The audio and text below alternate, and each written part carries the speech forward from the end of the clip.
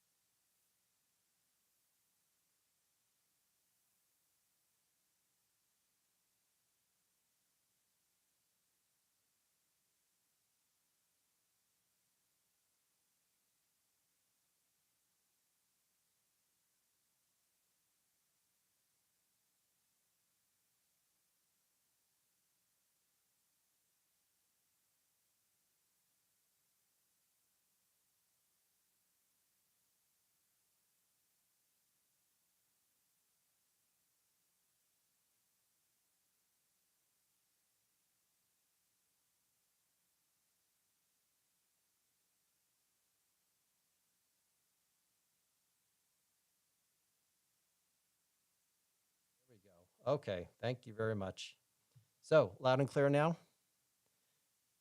That was my bad. I wasn't on mute, but I just had my awesome. Thanks, Eric. Oh, so all that I just said. So, today's topic, of course, is tell me how you think we can how we can save American democracy, and I'll tell you why I agree or don't agree. We have some people in the box already, as this live is just getting started. If you've joined my live, I've been missing a couple days. I knew people, before I even get the word out democracy, I'm going to have people saying we're not a democracy. Functioning, technically we are a democracy, or we're a representative democracy, but we're certainly not functioning as a democracy, right? As a representative democracy. We're functioning more like a corporatocracy or a plutocracy, and those things, or some people might even say things that are a little bit more nefarious than that. That's right, Arnie, we're a constitutional republic, and all constitutional republics are representative democracies. So the next thing we're going to see in the comments is someone say we're not a democracy, we're a republic, and I will repeat it over and over. You are wrong. We are a constitutional republic. You can't leave out the word constitutional republic because that's what we are. And all constitutional republics are representative democracies. And I know there's always a lot of people sort of hearing that maybe for the first time, but a lot of other people heard me say it because you just see it in the comments constantly. about people saying that we're not a democracy because, let's see. Okay. Oh, I thought I was going to see someone in the comments saying democracy is not even listed in the Constitution, so we're not a democracy. Your birth certificate doesn't say human either.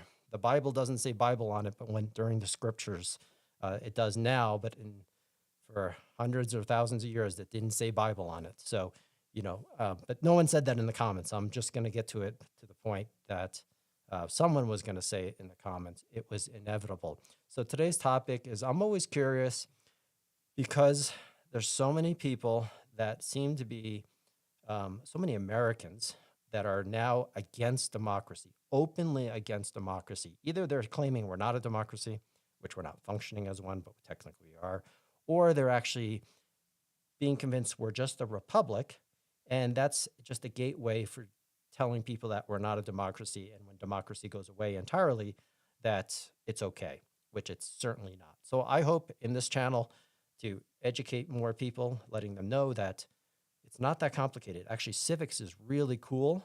Civics is really cool because it affects your life in ways that you don't even imagine it does. So many people think government is abstract and that it doesn't impact your life. Well, number one, just the mood of the country is impacted by politics and government on a daily basis. All the fighting between blue versus red, and I am a fierce independent, but all the constantly fighting and arguing, that right there affects your mental health, no doubt about it. If you're someone of my generation, Generation X, or an older millennial, you probably remember days that were much more optimistic.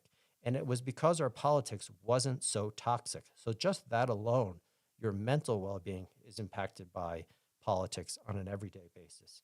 Now, never mind just your mental health on an everyday basis because of the sort of the mood of the collective of the state of our country. But more importantly, or just as importantly, all the things that we're not getting done because we're fighting.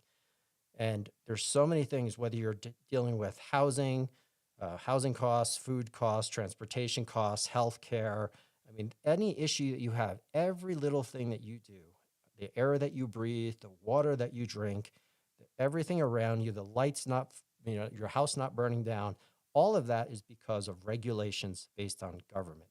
So when your life is not feeling that great, or it could be how much you make at work, or the types of things that corporations have to do, or maybe things they're not doing, like paying their taxes, like all these things impact you on an everyday basis, but sometimes it just doesn't feel like that. So anyway, if anyone wants, if you're familiar with my channel, if you let me know, how do you like the new setup? I'm also broadcasting live on YouTube as well. I got some nice fancy banners up here. Hopefully everybody can read that. If you can let me know if you can read that prompt, because I know on different phone screens, sometimes it blows up and maybe some people can't read that prompt, but if you can tell me if you can read that prompt, most people, that helps me a lot, knowing whether these things are designed properly or not. All right. So we have a couple people I want to jump in the box already. We've got James and Phoenix are coming up in just a minute. So as we get more people in here, tell me how we can fix American democracy, and I'll tell you why I agree, or don't join as a guest. Awesome. Thank you, James. Thanks for confirming that. And Lisa as well, you can read it. Cool. I need to check on my smaller phones to see how it reads, but that's awesome. And hopefully my head's not in the way. I think if I sit up, then it gets blocked. But anyways, cool.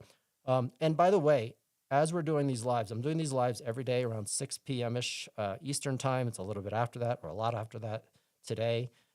But if you have a topic, it doesn't have to be specifically about politics, but I'm going to bring every topic back to civics. It's going to how everything ties back to civics. So if you have any topics you want me to talk about in the future, let me know. And thanks for all the likes and the badges and so forth.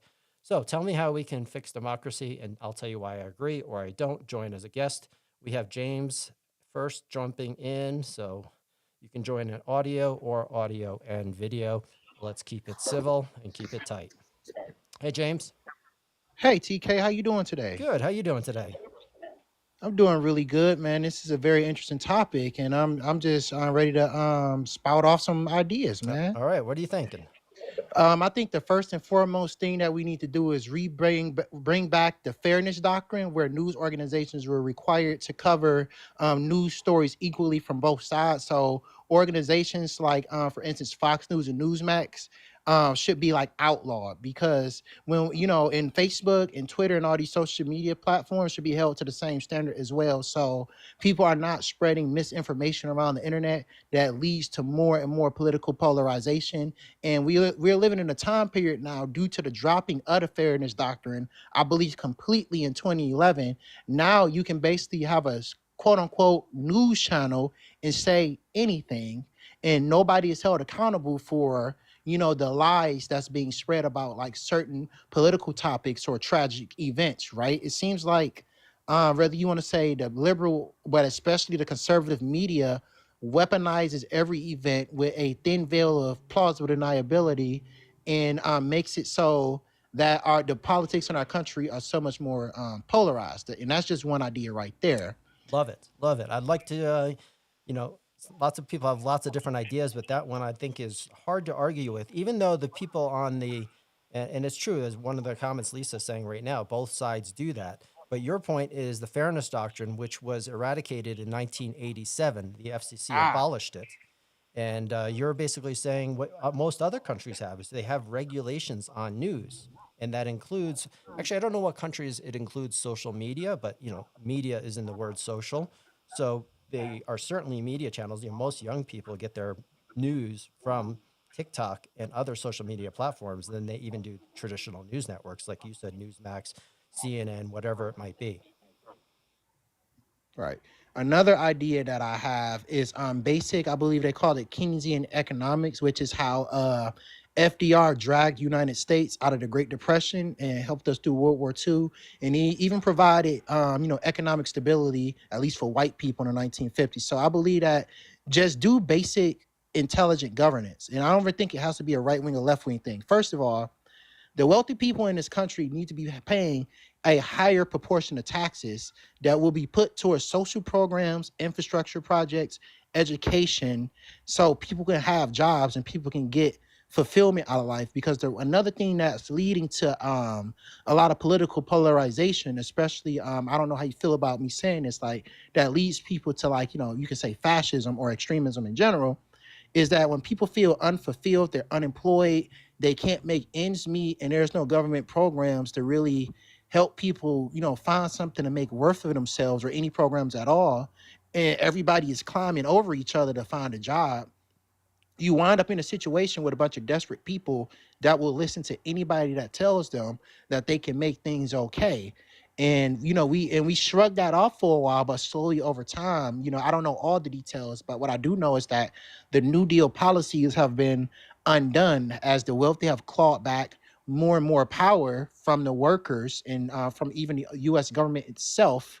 We have a greater proportion. What would you say, though? The right would immediately say that, oh, now you want just people to pay more taxes and give the government more money.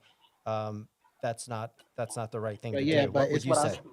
What I specifically said is that, for instance, how they were trying to build the windmills, and I believe like West Virginia, they were trying to invest in an infrastructure renewable energy project, right, to give people jobs. And that's what government money needs to do. It needs to be used to put people to work or help people through hard times. But mostly right now, I am talking about using government spending to create jobs such as like wasted energy facilities, windmills, maybe some sorts of chip factories and plants, or subsidize people education so they can go to college and become like, a doctor, a lawyer, or like, or an auto mechanic, even trade schools and what have you. That's what I like actually mean, is that we need to use our tax money, not on the military, not on corporate subsidies, but this needs to be invested into making America more productive and giving people jobs, not just giving people handouts, but giving people jobs, period. That's right. And I think the right side would, the right people on the right would say, well, we need to stop, not more taxation is not the answer. We need to cut spending, right? They would claim cut spending. But what I like to tell people is I'm on board with both things that you said, obviously bringing in the fairness doctrine back to news media, and of course, making sure corporations and billionaires pay their fair share of taxes. So that summarizes basically your 2 points, right? Mm-hmm. Now, the right would clearly say, well, we need a smaller government. But I would like to say is we're the United States of America. We can do both. And Do you have any? Are you familiar with how much the U.S. government generates in revenue off of taxation each year? I don't even Okay. have a clue. Yeah, it's 4.9 on average, $4.9 trillion. So $5 trillion a year. All right. So, and your thoughts on taxation on billionaires? Do you know how much if billionaires paid the same amount as a regular citizen, and corporations paid the same rate that they did back in the 1960s and early 70s, which was 30% of all revenue generated? Now they only pay 8%. Jesus. That would be, so I like to say it's stealing, even though it's legalized stealing because they've created the tax loopholes. But if corporations and billionaires paid the same amount as regular citizens on all their assets and on their income, they would generate an additional $2.7 trillion to our government income, so revenue. So that would bring our total revenue to $7.6 trillion. So if you think about that, that could pay, if someone wanted healthcare, you could pay for everyone's healthcare for that. You could create so many infrastructure projects. There is so much you could do, and that's just that side. Now, on the other side of it, you also need to cut spending. You said something about the military. I would say not necessarily. You got to be careful with the military because our military, while you can say they spend $1 trillion, so 20 cents of I every guess dollar. I meant more that we shouldn't bail out corporations that are failing or corporations that need subsidies. Like, for instance, I don't know how much in corporate subsidies we're giving Tesla, for instance. Like, this is capitalism, right? If Right. we're going to be in a capitalist country and your business fails, too bad, get a job. The United States government needs to stop subsidizing corporations that are not necessary to the function of the economy. That's right. I agree. I love your 2 points. I can't disagree whatsoever with those. I would say the only thing, the problem is that it's going to be impossible to raise taxes on billionaires and corporations because that's been steadily going down as long as we keep fighting between blue and red. This is not a blue or red issue. There are, incredible amounts of the country are very rural areas that vote red. And of course, they would benefit tremendously from infrastructure projects and Exactly, education and Mr. other things. 2K. That's why I was just talking to people about West Virginia, one of the most reddest and whitest states in the country. It's not a lot of immigrants there. It's not a lot of black people there. But when the coal mines left, because capital flight's gonna happen if you increase taxes. Well, the coal mines didn't leave because of capital flight. They left because the industry dried up, and now there's nothing to replace it. Now people there don't have jobs and they don't have health care. People are dealing with addiction and other problems, So and you they saw have the Bernie Sanders piece, didn't you? yeah, Yeah, absolutely. yeah. That's right. And so you can see what happens when the government, quote unquote, divests from everything. And I got one last thing before I drop down. I want to see what you think about it. What do you think about, and this is all industry, I'm not just talking about one, I'm talking about everything: military, industrial, construction, entertainment, Pharmaceutical. anything that you can think of. We need to break apart corporate monopolies, period. Because there's no reason why you have one company that owns like 9 brands of something, and you have these companies like AT&T, right? That has acquired T-Mobile, Cricket, and Metro PCS. So they are basically essentially controlling a large amount of communication power in the United States. And these corporations, and especially referring to social media platforms like Meta, I think that's a better example, decide what type of news is seen and what type of news isn't seen. I don't think that Facebook, Threads, and Instagram, for instance, should have the same owner. It should be 3 separate people.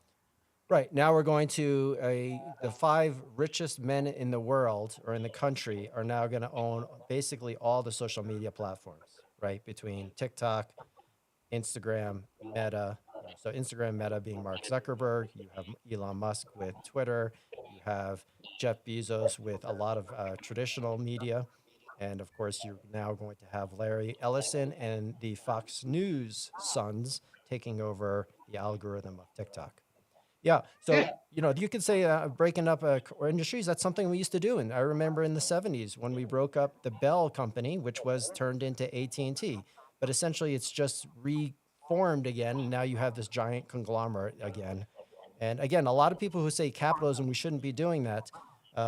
But again, this is not a left issue. People think it's a left issue, but this is just a common sense issue, and I think you're spot on with that as well, because it helps all Americans. It doesn't help any one group.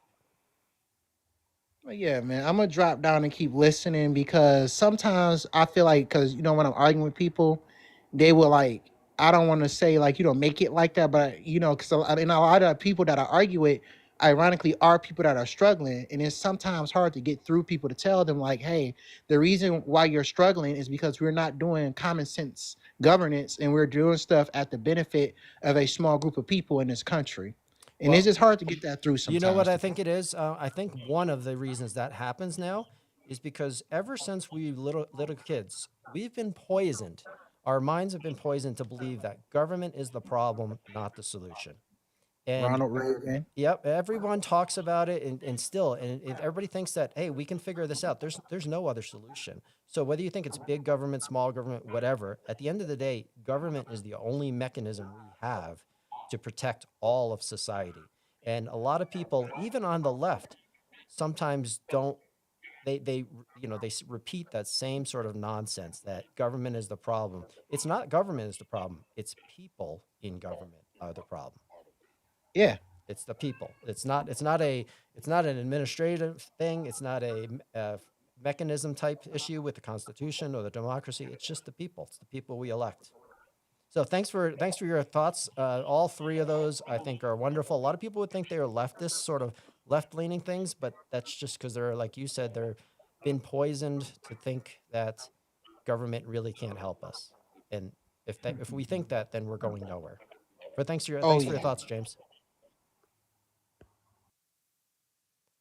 All right. So, first caller, I think you spot on all the issues. The one thing I want to say to you, James, about that is when we talk about issues, so while all three of your issues are, in my mind, accurate, one of them is a principle, and they're not about issues. One of them principle or two of them. So, when you talk about fair taxation and billionaires, so the corruption, basically it comes back to, while taxation is an issue, the thing that's higher than taxation is corruption, and eliminating the corruption of special interest billionaires and corporations.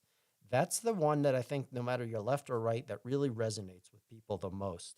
And eliminating all career politicians from both parties, and it should be a temporary civic responsibility. Now, when you talk about those two things, whether you're MAGA or you're full liberal, most people agree that those are the two issues you can agree on, and those aren't issues; those are principles. Do we think that there should be no corruption or less corruption from big money in our government? And everybody would say yes. In the thousands of comments that I've had in my videos, everybody suggests the same. So disagree is the government, the federal government anyway. I don't know if that's speaking to someone else, Dad Bod. It looks like you probably are. And dual citizen and APEC. The dual citizenship one, we have another caller that's going to jump in, another guest. I do want to mention the dual citizenship one. I don't think people really understand the clarity of dual citizenship. What's wrong with having dual citizenship to be in government? I don't see a problem with that.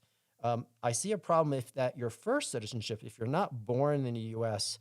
and you're not a U.S. citizen first, like you can go out and get another citizenship later on top of your U.S. citizenship.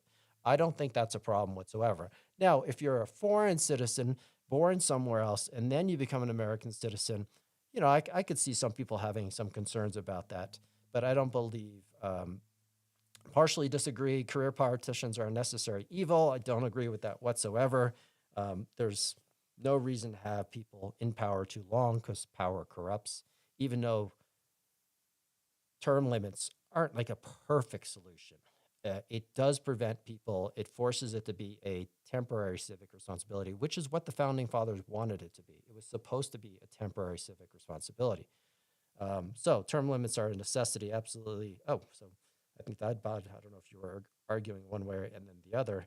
But Lindsay Human, you're going to be up next. So James had some great suggestions. Lindsay, you're up next.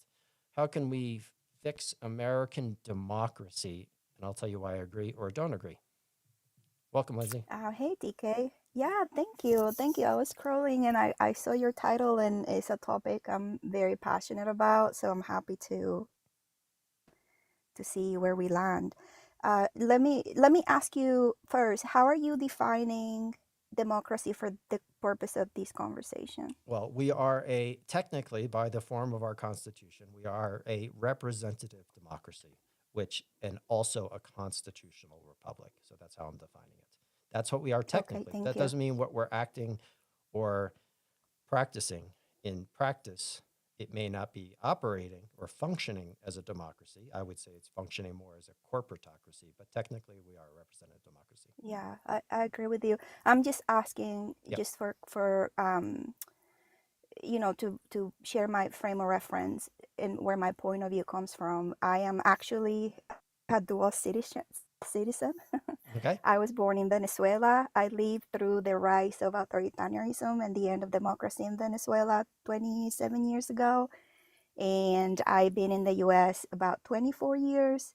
So I have a perspective that maybe contribute some additional thoughts Did you beyond. flee from Venezuela from the Well, change? Or no? I came here. So I was a first time voter when Hugo Chavez rose to popularity. So I voted in that election. I voted against Chavez. My country, though, it has a long history with dictatorships, and so I grew up in the Venezuela that had a really strong civic education. And that was sort of like my formative years through school, just learning about democracy and civics and civic Okay. duty and those kinds of things. Let me just interrupt you just for Um, 1 second because I just want to respond to this comment because I see it all the time as you think about ways to save democracy. So Brian Lue, Kentucky, I think it is. First, this country was never made to be a democracy. That's what he's saying. It's a republic nation. Oh, so he must have joined late and realized that that's not true. We are absolutely a democracy. The founding fathers mhm. thought about whether we should be a direct democracy, whether we should be a representative democracy, and other forms of government. But so, Brian Lue, I don't know if you're just trying to troll people, but that you are wrong. It's been a representative democracy and a constitutional republic. You see a lot of people saying it's a republic nation or it's a republic. That's just they've been fed lies about a republic because all republics aren't democracies, but all constitutional Yeah. republics are.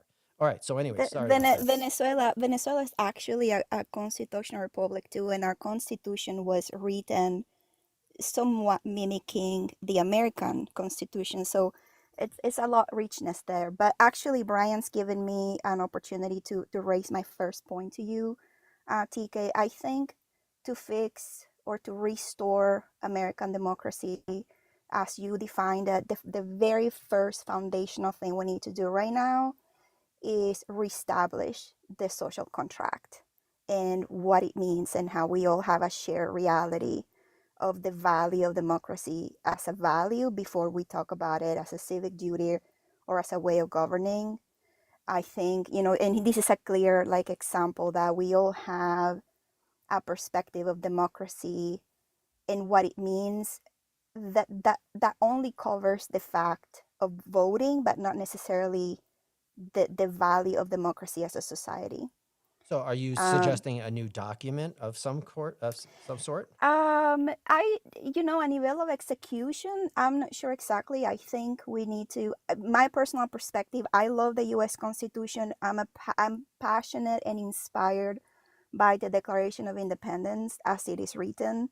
Um, maybe there are, conversations to have had at the judicial level to change certain provisions or not, but I just feel like the vision for this country, what the Constitution is supposed to protect us from, the freedom that is supposed to give us as citizens to make decisions and self-govern are the fundamentals of democracy that we as a society should all have a shared reality about, so that it's not even a debate Yeah. whether or not we need to choose between democracy or autocracy.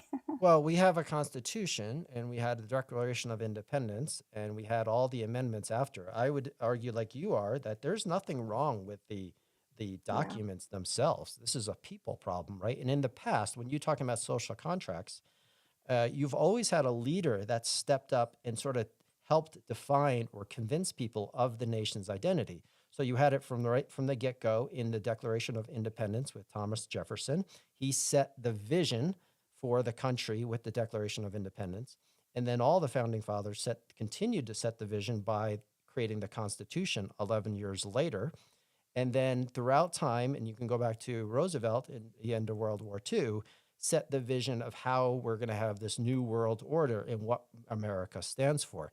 So I would say that in order to do that, we would need a leader to step up and to convince people that that has to happen, because it's not going to take any law being passed or Congress passing. It's going to take a leader that just reaffirms what America has stood for in the past 250 years and what we should stand for in the future. Yeah. Yeah, I don't, I mean, executionally, I would argue too that, you know, being a representative democracy, more than one leader, it should be a coalition Yeah, but that it always is takes a across leader the to board. convince more people, right? If you take MAGA, for instance, the Republican Party will just do whatever Trump says at this point, and leaders are not stepping up. They're not leaders whatsoever. They're just followers because they're trying to maintain power. And that happens really everywhere, right? That's happened in Germany in the past. I'm sure it happened in Venezuela as well. That's sort of how these things happen, right? You have one person that ends up taking the country forward or taking the country backwards. I mean, that's shameful, but that's the reality, right? I think we lost you, Lindsay. No, I'm trying to digest your point of Okay. view. Yeah, I mean, I personally think the way democracy is supposed to work, which is why, you know, the military and the congressmen and women, like, they all sign or supposed to, right, sign an oath to the Constitution, because the Constitution is supposed to be, quote unquote, the common denominator that determines, right, the It's supposed guardrails to be, and the but it's not freedoms. happening, right? Right, that's the problem. So that's why the Why social is that? contract is, Why do you think it is? because, in my point of view, because we had left it to the leader in turn to take it to take the direction of the country in whatever direction they want to go. I And this is both for left or right. I would say the cancer is really the parties, right? The corruption by money in both the Republican and Democratic parties is the real cancer. So you can go back to Roman times when the Roman Empire, prior to becoming an empire and was a republic, the Senate in Rome had a lot of say in daily politics. But the parties, the emperor ended up taking more power away. But in this country, the corruption in both parties. So in order to want to remain or be elected, you need funding, and that funding comes from your party and all the super PACs. So this becomes a tribal mentality. While some people may want to do the right thing, they end up having to toe the party line because the party leaders force them to go that direction, right? And then they won't get funding for the next election and so forth. So I would argue the cancer is both parties. Yeah, I mean, I'm trying to answer your question, right? And I'm coming from the perspective of not necessarily, I see democracy in three different buckets. So there's the value of democracy of us Can as I just interrupt citizens. you 1 minute? Because I just see this comment and it really gets me I angry. actually need to go. Okay, all I right. was just trying to finish. Well, thanks, Lindsay. Thanks for your time. Okay, this one gets me angry. Sorry about that, Lindsay. Sorry for the interruptions, but Trump overwhelmingly won the support of the American people to do as he saw fit. Bullshit, rude dude biker. If you think that, you've been poisoned and I can't help you. You're obviously too far lost. The president swore an oath to the Constitution. So he can do whatever he wants within the confines of the law of the land. So whether you think he won the support of the American people, he just happened to win an election. That does not give him the right to act as a dictator. And if you are foolish enough to actually think that this comment actually has any validity, then you are not an American at all. You are nothing but, you're not a patriot. You're, if anything, you're a traitor. That's all it can be. You pledge your allegiance to the Constitution and that document, and that is the law of the land. And every single elected official and every policeman swears an oath to the Constitution. So for someone to take something that says that he's can do whatever he wants because he got elected, oh, please, that's such a stupid comment. You think that's a stupid argument? No, that's a stupid comment. There's no other way to say it. that it's just a foolish adolescent style comment that you think, freedom of speech, right? The very first one. And government is getting involved with freedom of speech. And that is absurd. So you are breaking the law. And that is not what's supposed to happen in our country. So you can think you can have your views, of course, but that's nonsense. Okay, for Phoenix, you're up next. I think you've been on as been before. Tell me how we can save or fix democracy, and I'll tell you why I agree or don't agree. Typical Democrat. That's typical trying to character assassinate someone that you know nothing about. I'm a fierce independent. And of course you would say, you would resort to nonsense quotes because that's what you do, right? You're just showing your true self out there. So that is a typical ignorant human being that says stuff like that, right? You just regurgitating silly talking points. So there you go. Phoenix, you're up next.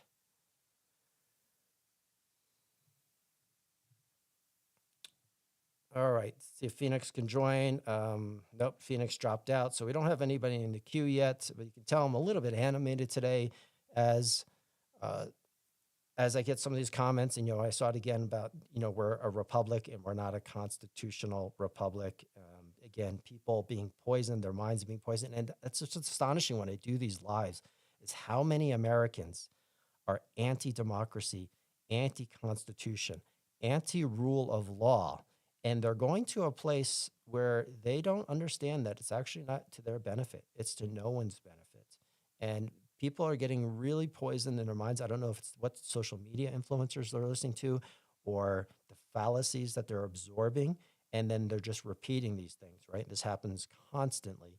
And that's why I created this channel to push back on people that don't really know what they're talking about, right? They didn't do their research and they're just regurgitating talking points and they don't know what they're talking about. But I'm hoping there's 50 to 70 million independents and soft left and right that are sensible left and right that want to come together, because the only way we're going to fix America is if we bring people together and stop fighting about little issues and actually fight about the only two principles that matter, and that's eliminating corruption from our political system and making sure that politicians or being a politician can only be a temporary civic responsibility and not a career. That's really important. So Monroe, you want to jump into the box, you're welcome to do it. It's probably the best place because I can't promise you I'm going to be able to answer the question in my comments. I try to when I see some comments that are clear and I know you're talking about, I try and answer those comments as well. But again, those are my thoughts there. And again, reminder, please with the likes and tap the likes. And if you haven't followed yet, please do so. I'm going to take the next few years, however long it takes, to try and grow this channel and motivate or inspire the middle, because there are 75 million independents that need to come together to take back America from this nonsense and ridiculous fighting left versus right when we should be. It's top versus bottom. It's the haves versus have-nots. So I think, Monroe, when you have been attacked at home by a corrupt cop, they don't like our democratic constitution. So I'm not sure which is the question there, but there is clearly a problem with our law enforcement because they also swear an oath to our Constitution, and the amount of abuse and law enforcement officials that don't even know the laws. If you just go to YouTube, you can watch thousands of clips of citizens that know their rights and they're standing up for their rights, and law enforcement officials that are trampling all over those rights because they don't know the law, because they're just not trained. And it's not just a few bad apples. There are some really bad orchards. The entire orchards are corrupt. And that's not all policemen, not all law enforcement, but law enforcement is not following the law of the land, which is the Constitution, and that is dangerous. Hey, I got a question for you. How when people vote their own interest? Well, that's what I'm talking about, Team Nikki. When people vote their own interests, they don't really vote their own interest, right? They think they do, but they're really not. There's a lot of people that are voting against. They're just voting for their team, and their team tells them they're going to make the world better for them, but then they don't, right? Because really all they're doing is serving the people that help them get elected, which is always on both parties, is the corruption by special interests, billionaires, and corporations. If they don't like our democratic constitutional republic, they can move on. You know the sad thing about that? I don't know who you're referring to, but it really doesn't matter. So Kabul job. If they don't like our democratic constitutional republic, they can move on. What you find interesting is last week I had a live, and there was actually a Christian nationalist on, and is very well educated, very well spoken, and they don't care about the constitutional republic. They want to take over, not democracy. They want to turn democracy. They want to turn it into basically like religious fascism. And they're doing so, trying to do it within the confines of the law, at least how judges are doing it. So there's an incredibly dangerous force of various people. There's the corporate monarch groups, corporations that are trying to take over democracy and make it a full corporatocracy. There's the religious zealots that are doing the same on the Christian nationalists. And you can say they can move on, but they're serious, and they're trying to dismantle democracy and turn the country into what they think it should be. And they are completely ignoring the laws of the land. And obviously, we are a secular document where it's supposed to be non-religious society, where you have the freedom of religion, but they don't give a crap. They just don't care about that. Okay, so moving on to the bottom of the comments. All right, so I think I'm going to talk about healthcare on a different live one day. I want to give free healthcare. I have never heard that. I don't know where you're. I think Dems was, this is the nonsense. And I don't know if Sweet Pea, if you mean it. Republicans think Dems. Oh, I get it. Republicans think Dems want to give free healthcare to migrants in the budget. Please discuss. I haven't seen the latest budget in detail, but it's absurd, right? It's just like when Republicans said that Democrats want open borders. They just kept saying open borders, and it convinced a lot of the right to be scared of open borders, and there was no such thing, right? There was never any sort of legislation about open borders.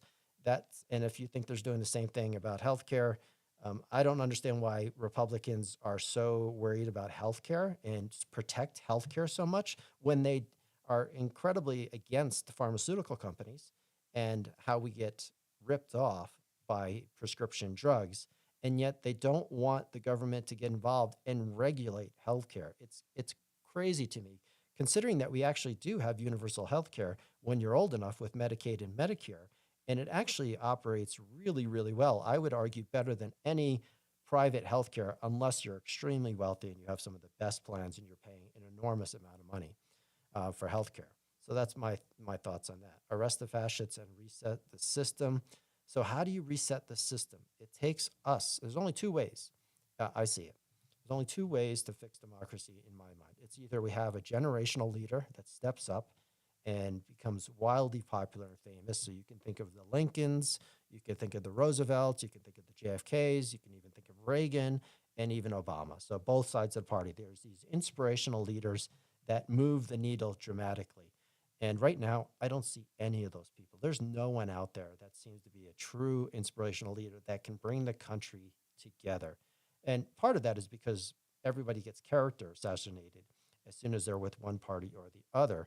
And then they immediately trying to assassinate their character and put them into this tribal box. And that's what people want, right? They want, or the wealthy and the powers that be, so corporations, special interests, all the special interests, and there's so many special interests, they want us to be divided, because if the American society is divided, they can really get most of what they want. If the American society becomes united, and that's what I'm always promoting, is that if there's 50 to 70 million people that want to eliminate corruption from government and enact term limits, that is the thing in my mind that has to happen. And it only takes 50 to 70 million Americans. And people say that's such a big number. It's not that big of a number. It's compared to 340 million Americans that are in the country, it can happen. I'm not saying it will happen, but it certainly could happen if you had enough people. And there's obviously the comment again, John, America is not a democracy. Then what are we, John? Are you talking about functioning? We're not functioning as a democracy? Or are you suggesting we're not a democracy at all? So before I answer that question. Tell me if you think we're just not functioning as a democracy, or you think we're not a democracy at all, because that one comes up often. I pay for yapping and dongs. So Demise. All right, so we don't have anyone in the box that wants to help me answer that question. So I really want to know from MAGA, liberals, and independents. Like, I always talk about eliminating corruption from politics, and it takes 50 to 70 million people. And then we need 2 constitutional amendments, the 28th and 29th Amendment. That there's 27 amendments right now. We need a 28th Amendment that eliminates money from politics, where elections need to be publicly funded. That would be a very clear 28th Amendment that most people on the right and the left would agree with. 50 to 70 million people, elect the right people, make sure we remove get a constitutional amendment to remove the money from politics. Oh, we have the constitutional republic as written in the Federalist Papers, true democracy is mob rule and spells. I'm not quite sure you're going, that spells disaster. Now, John, so let's talk about that. True democracy. I don't know what you mean by true democracy. I'm going to assume you probably mean direct democracy. Direct democracy is where everybody votes on every law and every issue. And that is something they do in Switzerland. And that is something that the founding fathers thought about. But direct democracy has its own problems, especially on scale like the United States and such a big country with so many people. It actually works quite well in Switzerland because it's a homogeneous society. It's a small country, but it also moves really slow. Democracy or direct democracy in Switzerland is not very efficient, but it works for them. And the founding fathers talked a lot about direct democracy, and they thought it was not the best solution. And they went with a representative democracy, which is also a form of democracy. So I don't know what a true democracy in your mind is. A lot of people think that's a direct democracy, but a representative democracy is a democracy nonetheless. And I think for America, a representative democracy was the way to go. It's worked really, really well up until the past 20 or 30 years. It's always evolved and gotten better. It's never been perfect. It's always been flawed. It's always had massive issues with everything, but so has every other form of government. The representative democracy in the Constitution of the United States has created the greatest form of government the world has ever seen. Now, on the smaller scales, you could argue that there's some that are functioning better, but American is complex with lots of different races, and it came from slavery, like all other countries or major rulers, major powers. So it's messy. Democracy is messy. But the United States of America has, up until about the late 1990s, early 2000s, and certainly after 9/11 or 2008, then things really started to change. And I would argue that we're definitely going backwards, and we're clearly going backwards right now. So I don't think it spells disaster. Democracy has its challenges. It's an experiment. It's been the best experiment the world has ever seen up until maybe recently. In today's age with technology, we could be quite efficient. I don't believe that, Dad bod. A lot of people talk about that. And I understand technology could always be hacked. I've been in technology for 25, 30 years. Technology is not the way to solve democracy. And you still have to have education. You have 340 million people, so you can't have people voting through technology. If you think regular voting machines can potentially be hacked or even paper ballots can be hacked, forget about it. Technology is a recipe. What has technology in the past 20 years? It's done a lot of good things, but I would argue social media and technology has made the world a much more dangerous place. So to put things in technology, I think is way too premature, and always you have to tread carefully because politicians don't understand technology. Most of them are older. They don't understand the technologies, and they're just sort of pitched things, just like Palantir taking over our government data and using AI to collect data on every single American.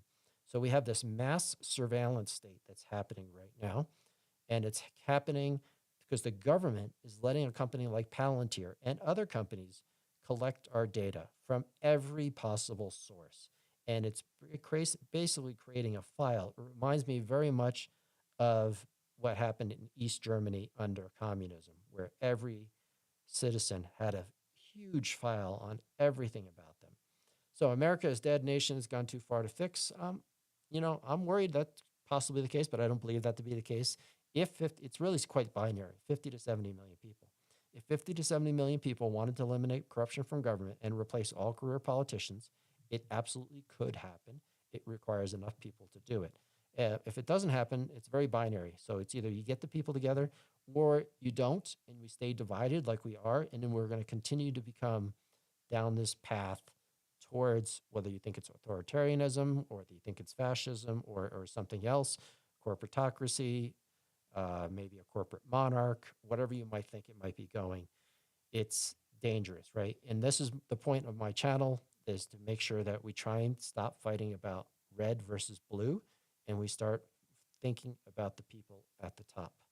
So those are thoughts. So thanks, John. I hope that provided some clarity. And no one's in the box right now. So tell me how we can fix American democracy. And since this doesn't seem to be the most popular topic today, let me know if there's a certain topic that it could be really anything, because everything relates back to civics. So I'm thinking about doing some other topics that are not just about democracy, that maybe people can think a little bit broader and wider about various topics that are impactful to our lives. So those are the thoughts. And also, I don't see any comments on the YouTube side.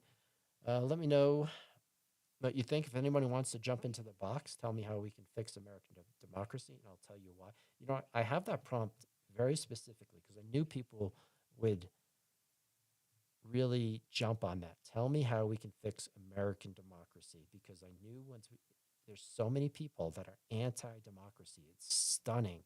And I knew that word would trigger a lot of people to make comments, sort of the comments that I see on a regular basis. Get rid of the two-party system, easy. I totally agree. I think most people would agree. George Washington, if you're familiar with George Washington's view on parties, he didn't want parties to form. He had many speeches where he talked about the dangers of parties forming in America and how the parties would just watch out for their own best interest and not the people. I forget the exact quote of it, but he was very much against party system. And of course, he was right. I mean, these guys, the founding fathers, they came from the 18th century in the 1700s. They were very well educated, and they were not moral by today's standards. The morals of the 18th century with slavery and other aspects were not the same morals, and you can't expect the people in the 1700s to have the same morals that we have now in the 21st century. And what they did have is a vision and a direction that they wanted to go on. And they were so much more intelligent and thought out than most of the politicians are today. And it's stunning to how well they put together the Constitution, even with all their moral flaws. So even if they wanted to, it was Thomas Jefferson that said all men are created equal in the Declaration of Independence. And that was astonishing because most of the founding fathers were slave owners. And people talk about that. They're like, oh, they were slave owners. They were contradicting themselves. No, they just couldn't, snap their fingers and say to the entire American population in the 13 colonies that slavery is abolished.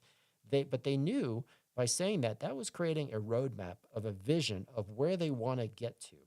And they were very educated. They were scholars in many cases. In many cases, they were lawyers. And what they did was really stunning, even though in practice, they knew it was going to take a long time for many of these things to become true. And they created, obviously, the Constitution and the ability to have amendments, and that came from the Anti-Federalist Papers to make sure there's amendments so that the Constitution can change over time and adapt to the times. So absolutely 100% George Washington did not like the party system. That's 100% true. You see lots of people, spouting off with false information. That's right, Sandra. We are constitutional. Thank you. I wish more people would realize that. We are a constitutional republic. I don't know if you're responding to someone, but you might be responding to that prompt. A constitutional republic is a democracy. Just go look it up. It's a definition. A constitutional republic is a representative democracy, or I should say that all constitutional republics are within representative democracy. So you have constitutional republic and then representative democracy. And a constitutional republic is inside of a representative democracy, meaning that all constitutional republics are representative democracies. That means we are a democracy. So people can say constitutional republic, that is true. People can say representative democracy, that is also true. A constitutional republic is just a type of representative democracy. And but again, all constitutional republics are, in fact, representative democracies. They don't seem to be looking something up. We get information from all types. And, sometimes people don't present information. I hope that I present it in a way that's interesting, because people like to, the loudest people in the room are always manipulating or exploiting other people. So my mic is too quiet. Do you think so? So I'll turn it up a little bit, but thanks for saying that. The mic is louder. If you can let me know if that's louder for everybody, that's about as loud as it can go. So we got X that's going to jump in the box as a guest. I'm going to give you 2 minutes, X, to tell me why. I'm going to try and keep these more succinct. I'm going to get a little buzzer going on the 2-minute timer. Timer 120 seconds. So tell me how we can fix American democracy, and I'll tell you why I agree or don't agree. And let's get you in here, X. You can join with video or audio and video. What's up, X? Hey, how you doing? Good. How you doing? Doing all right. All right. So go ahead. What do you got? I kind of fundamentally disagree with this prompt. I think in order to, have an ideology that says, how we can fix American democracy, you kind of have to lay out your thoughts first, because otherwise you're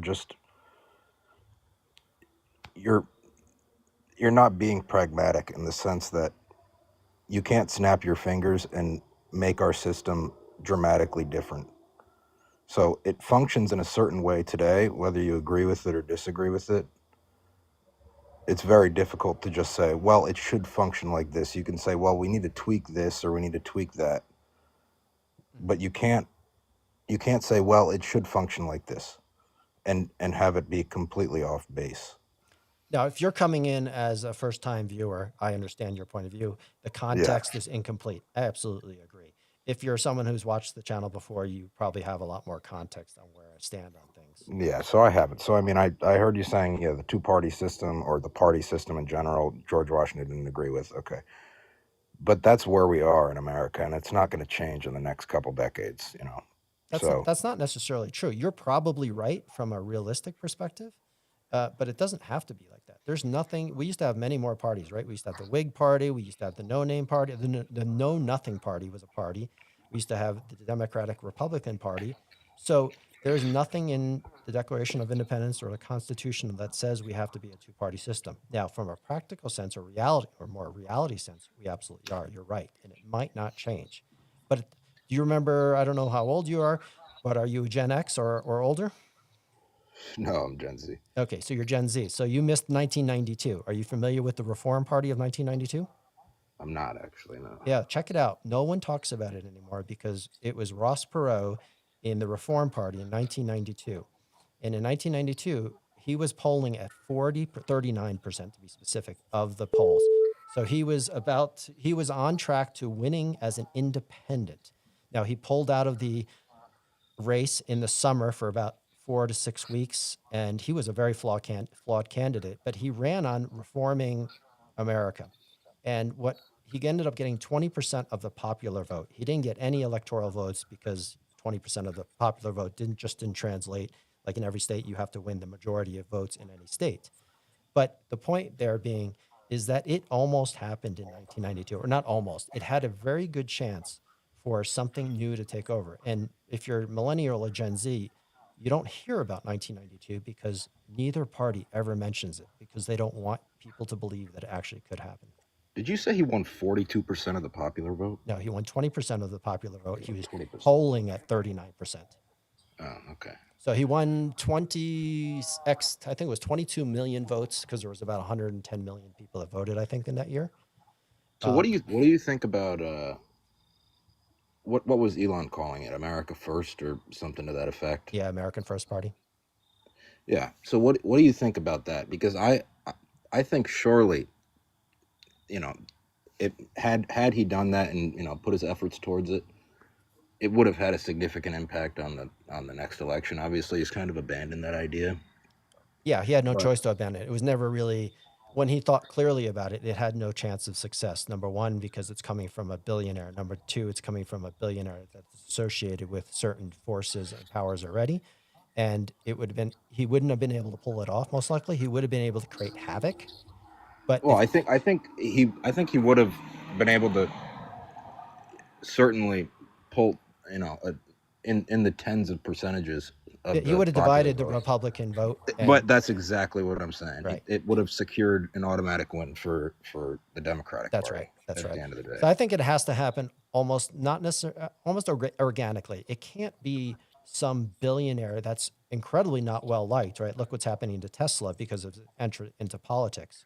So there's no way, and that's right. And as Salty is saying here, Salty Walt, Elon is fully behind JD Vance, right? So it was just being pissed off and saying as a threat that I'm going to create the American First Party, but that had no chance of going anywhere because no one wants some South African apartheid backing billionaire who's wasn't even an original American, right? A natural born American to create an American First Party. It had no chance. Like it was dead in the water before it even would ever start.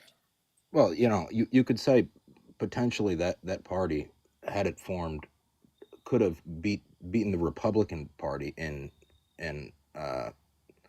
certain states, Maybe. or even in the popular vote. You see, he has too much interest though already. It's like if it came from someone that was a little bit more, I don't know, what's the word, pure or less truly, it was clear that he created the party just to be an antagonist, right? He really didn't care to do it. But if it was someone who started sooner and really was able to get good messaging out of actually wanting to bring representation back to the people, then yeah, I think, something like that could work. There's no doubt, like you said earlier, we're probably not going to see any parties, but it could happen. It just requires the right movement. But so you'd be looking for something like a centrist party then, because that would be the only thing that would. Well, there's a few ways. There's basically 4 ways you could probably do it within the confines of the system. Because a lot of people say, let's burn the system down, let's change the parties. Well, you got to work within the system. You could either run as all independents, which is also extremely difficult, but it's plausible. It's not likely to win. You can run as a reform party like Ross Perot did. That would probably be more plausible. Or you can build a movement and take over an existing party, just like MAGA did with the Republican Party. You build a large enough movement, and then you just take over a party. So there's 4 different ways to do it. None of them are easy. Yeah, I don't think you're going to have a grassroots, I think it has to be a top-down sort of thing where there's someone with, in a position of influence and power, like Elon Musk, who can start something and start to change minds, and then it can go grassroots. But there has to be someone in a position of influence who actually kicks it off. Right. Well, social media is there today. There's not going to be many protests, but you're right. Yeah, it's definitely a need. You can't have like the Occupy Wall Street movement that has no leadership. You absolutely have to have a plan and a leader to do it. I actually have a plan. You can see it on the top of my, on the screen. Oh, There's a interesting. plan there.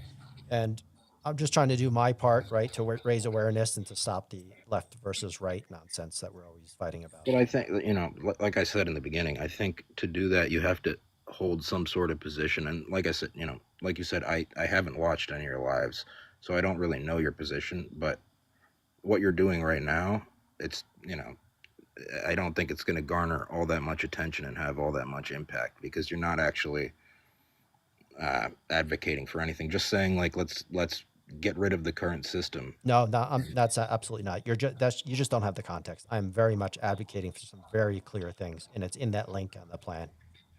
And I'd ask you to read it, and everybody else watching, just read the plan. Well, because just real quick, what are you advocating for?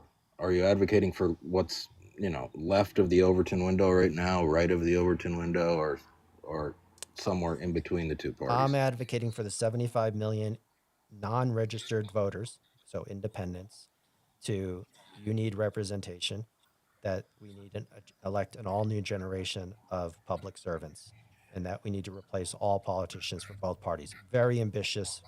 People say it's impossible. It's not impossible. It's probably not going to happen, but if you get enough people, it would happen.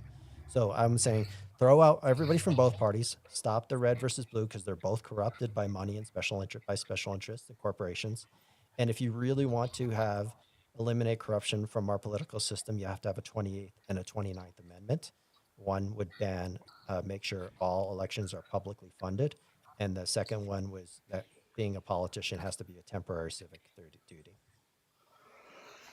Yeah, I can hear what you're saying. I just don't think it's all that practical. I mean, in order to do that, you'd have to lobby the current politicians. That's how it works. You know, you'd have to lobby the current members of Congress. No, I don't and- think so. I think Bernie Sanders could have done it if he ran as an independent. He may have been able to grow a movement. I agree that it's difficult, and you may not think it's practical, but you just have to think that all bold ideas sound impossible until they become possible. And someone at some point might do it. And the more people that talk about it, and the more people that, like yourself as a Gen Zer, the more you start to, and if you listen to Steve Jobs, like once you realize you can poke something and something comes out the other side, and what you can start changing it and manipulate it, and everything around us is built by people. And so enough people could change it. And we're all grow up with these sort of mindsets that we can't change things. But America has done some incredible things. The American population has done some incredible things, from abolishing slavery to winning World War II to the civil rights movement. So American strength in numbers is possible, even though people think when they wake up in the morning that there's nothing they can do. I would argue that's not true. And I know it sounds, a lot of people think it's impossible, but it's not impossible. It's just difficult. Yeah, well, I would, yeah. But I agree appreciate your with you. perspectives, and especially being Yeah. Gen Z. I love having as many Gen Z people on here as possible, because it's really your generation. I would argue Gen X, Gen Y, and Gen Z, those three generations, our series of generations, haven't done anything to protect liberty and freedom and move democracy forward, because every other generation in our history has done something important to move American democracy forward. And these three generations, I would argue, haven't done shit. They haven't done the responsibility, because this is an experiment. And and it has to be active participation. And our three generations of X, Y, and Z have done relatively little to do what needs to be done. Since what? Since the civil rights movement, you're That's right. basically saying? Yeah. Everything else since then has been, these smaller movements. But since the civil rights movement, there's been nothing that has really. Well, I think, you see, it's a very pessimistic view on America. I think America is a great place where everyone has the opportunity to be anyone they want to be right now. And a lot of people don't think like that because, and I hate to go into the whole rhetoric, but I think a lot of people do have a victim mindset today, where you're basically saying I classify, you're white presenting, people would say, right? You're a white presenting individual, so am I. And so we're basically in this mindset, and I think the pendulum is starting to shift back, but it's basically everyone except straight white males are in a minority group that needs to be pushed forward in some sense. Where I feel like, I was growing up in the early 2000s, it was like we're all American, and whatever other identifying factors we have as an individual comes second to being an American. And I think we've kind of lost that, where now it's like whatever identifying individuals come first, and then second we're American. Why do you think? And I think- Why do you think your generation? Let's pinpoint your generation. Why do you think your generation is less optimistic than, let's say, my generation?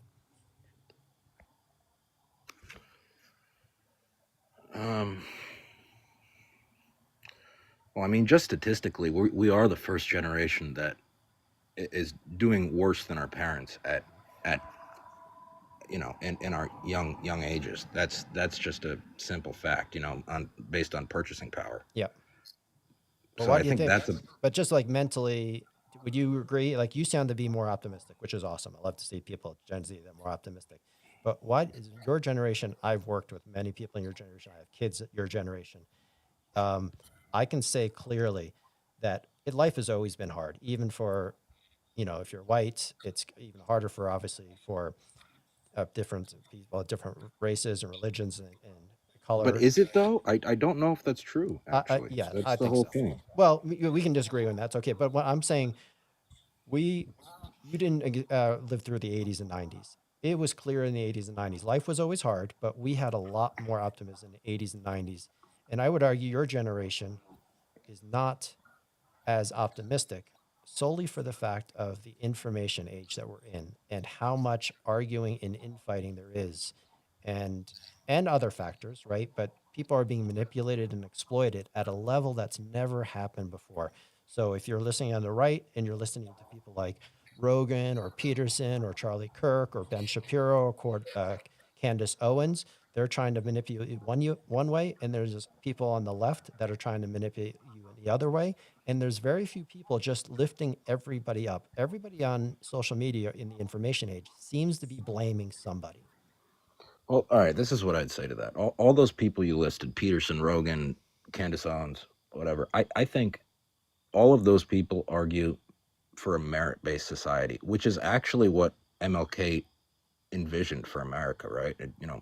Judge people on the content of their character, not the color of their skin, right? So that was the original essence of America coming out of the civil rights era.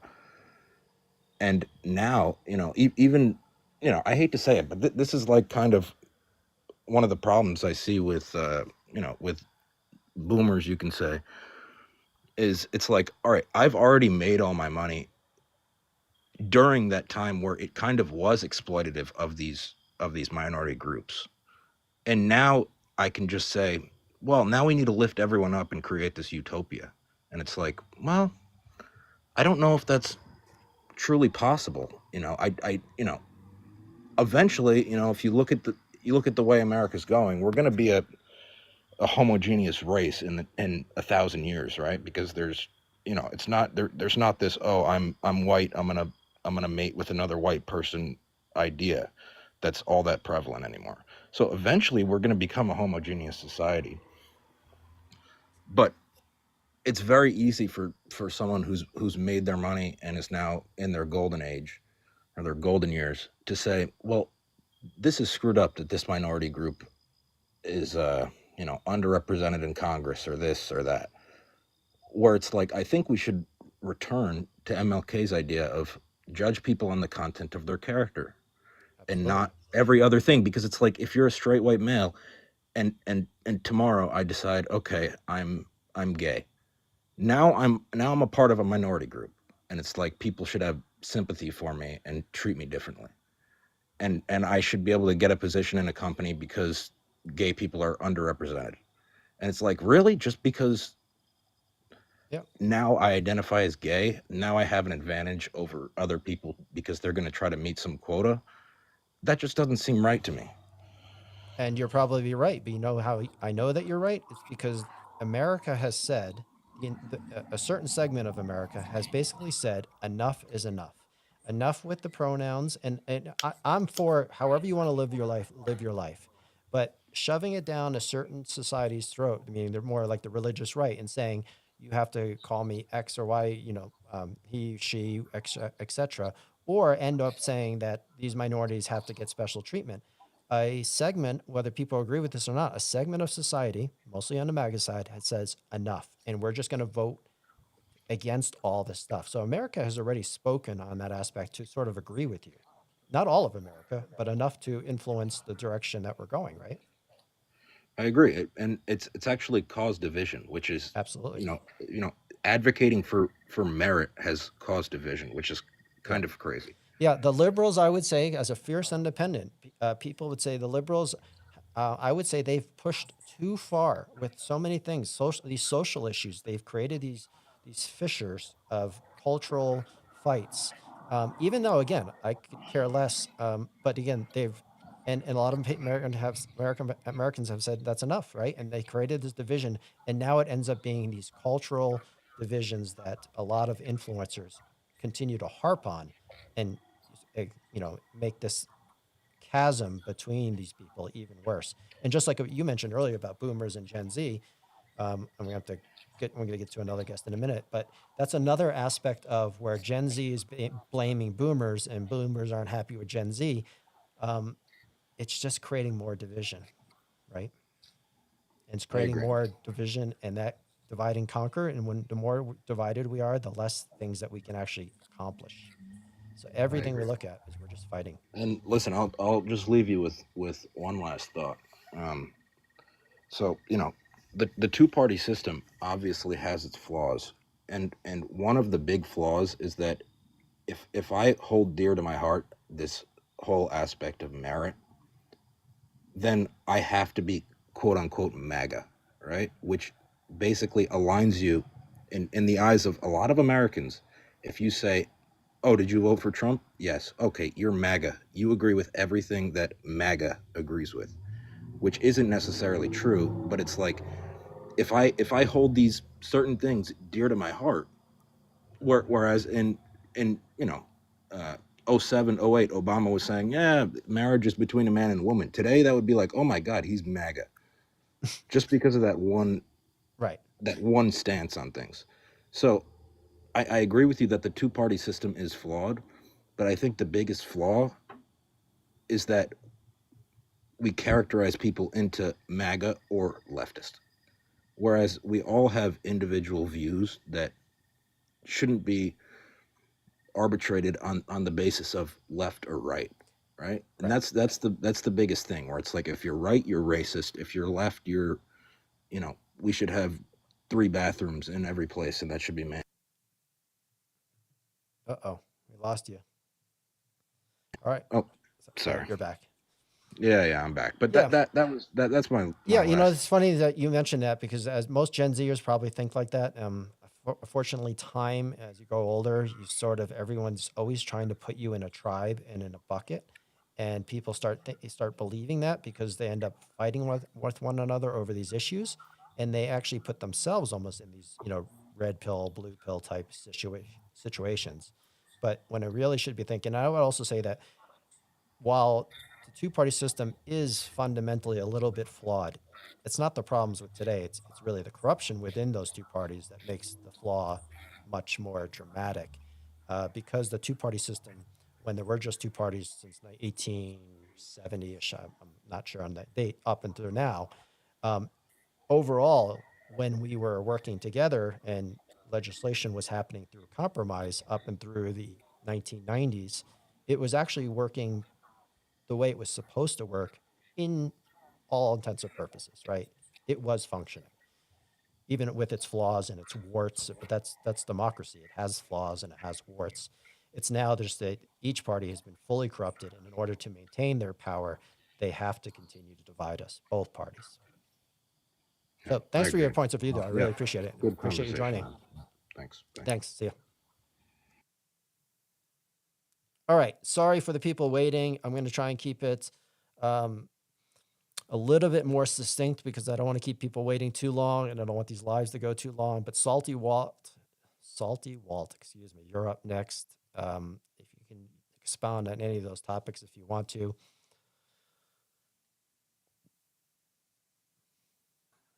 Welcome, Salty. How you doing? I'm doing okay. How are you doing? I may not be able to keep you here because it sounds like your connection is not that good. I lost track of what we were talking about. Can you hear me? Now we can hear you. I think we can hear you clearly now. Okay. Well, we've been talking about a lot of different topics. So if you want to jump into anything related to this. Oh, several minutes ago, I made a comment about Elon and JD, right? Yes. And you know that JD is where he's at today entirely because of Elon, right? Peter Thiel and Elon and others. I think what's that? Peter Thiel, Elon, and sort of a lot of Silicon Valley backing. Yes. I call them the corporate monarchy group. Oh yeah, because back in 2008 through 2010, JD worked for Peter Thiel, Hmm. and JD is exclusively why Tesla went public, and he is exclusively why SpaceX is now one of the richest companies on the planet. But let me ask you this: how do we fix American democracy? American democracy, there's only one aspect of American democracy that is broken right now. And in fact, that's the part of American democracy that a few months ago Elon exposed. And that's the skim and the fraud. American democracy, the checks and balances system has worked for a couple of hundred years and continues to work perfectly. But we discovered, by way of Elon and his team, that there's a massive amount of skim and fraud, especially in Medicare and especially in foreign aid, that's going on. And right now, particularly because of the foreign aid, I'm very fascinated to see if Adam Shifty Schiff, who I'm sorry to say is my junior senator, is going to get indicted on mortgage fraud, because it's becoming more apparent that he skimmed off of foreign aid to build his mortgages. Yeah, I don't know any information or facts around that. So I'm going to answer your question just because we have a really bad connection. You're in and out. I'm going to answer my thoughts Oh, on. do we? Yeah, it's actually quite bad. So you can join in if you get better connection, and we can have you back on.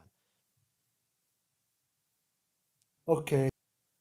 All right. Sorry, Salty. So I'm going to respond to Salty. He thinks that Elon exposed waste and fraud.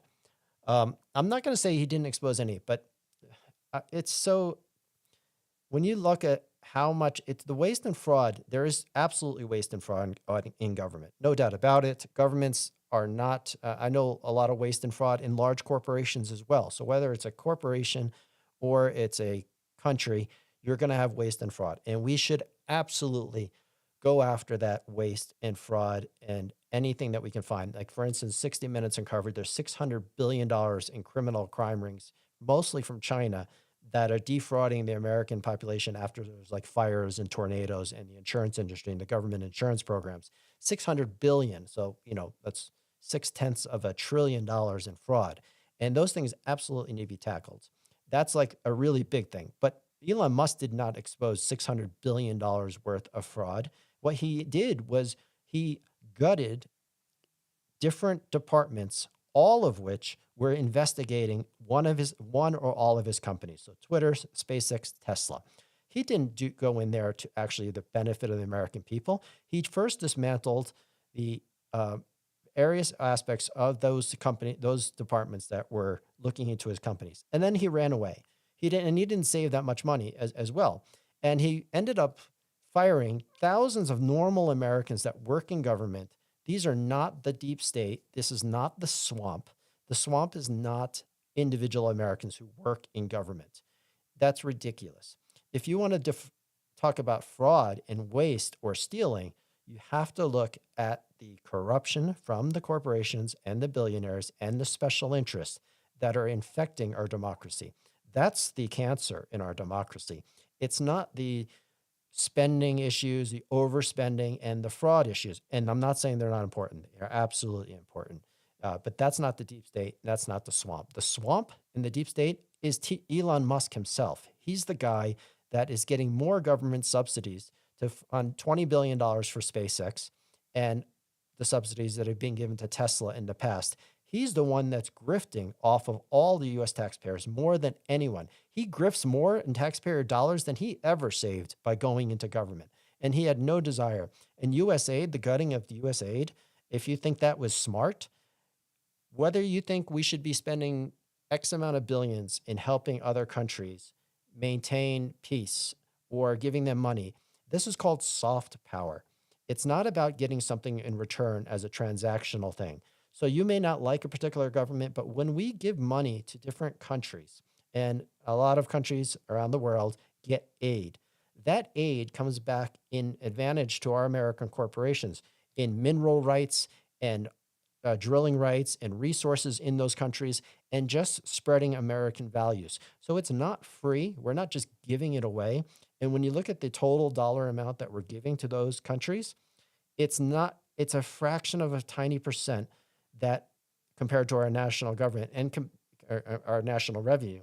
And it's also way less than what we could be collecting from billionaires, corporations, and special interests if they're all paying their fair share of taxes. So I don't agree with that premise whatsoever. You may think we agree that there's fraud and there's waste in government, and it absolutely needs to be eradicated. But if you think that Elon Musk did it for us, I'm sorry, no, he didn't. Absolutely not. He did it for himself, like he has always done. He doesn't give money to charity. This guy is not a decent human being. And if you think character and moral integrity matters more than anything in politics or being involved in government whatsoever, and this man is nothing but a shyster. He is, and I want to be very clear, he is not a decent human being. He does not care about anyone other than himself. He's a transactional individual. And while he went under the guise of Department of Government Efficiency and eliminating fraud and corruption, he did no such thing. And that's why he's so hated, even more so than he was even beforehand. All right, so that's my thoughts. I know, Salty, I just wanted to put that out there. And Dad Bod, you're up next, joining as a guest.